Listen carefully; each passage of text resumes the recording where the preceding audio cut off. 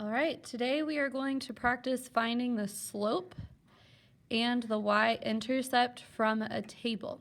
We had a question like this on our quiz last week, but we were given a graph and we graphed these points before answering this question. But today we're going to practice doing that without graphing, because that's one of the things we have to be able to do is look at a table and find the slope and the y-intercept.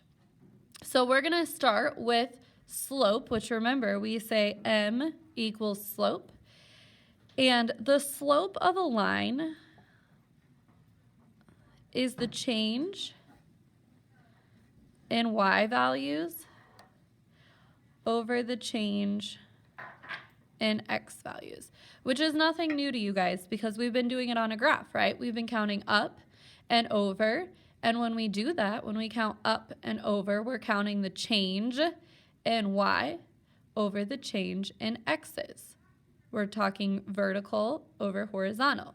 When we did our formula, we took y1 minus y2, change in y's, over x1 minus x2, change in x's. So all of this information is still the same. We're just going to be looking at it in a different format. So we're going to start in finding the change in the y values.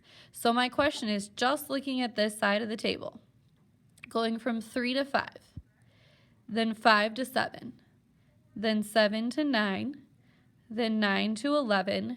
We are increasing or adding 2 each time. So you're looking for the change, 3 to 5, 5 to 7, 7 to 9, 9 to 11. Each time we are adding 2. Then you're going to come over here and do the change in x's. So we have -2 to -1, -1 to 0, 0 to 1, and 1 to 2. On this side, each time we are adding 1 or increasing by 1. From -2 to -1, we go up 1. -1 to 0, we're going up 1. 0 to 1, 1 to 2. We're making sure we check every value in the table because we may have one that doesn't fit the rule, which would make things a little bit different. Okay, so now we have the change in y's over the change in x's as our slope. So we're just going to create a fraction bar. Our change in y's always goes on top because it's rise over run. And our change in x's goes on bottom. We can simplify this to just be 2.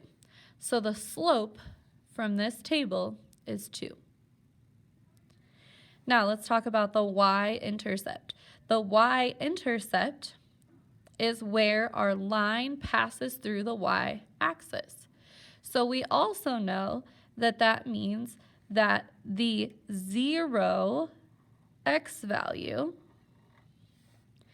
is where our y-intercept is, because if we're along our y-axis, our x is always 0. So all we have to do to find the y-intercept in our table is find the x value of 0, then our y-intercept is going to be in the y column. So our y-intercept, this table, is 7.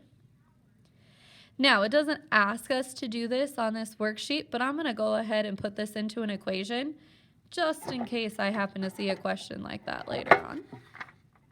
And remember, our equations always start with y equals.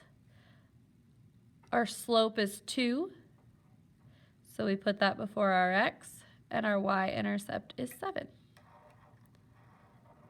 So that's what our equation would look like. So we have our slope is our change in y's over our change in x's.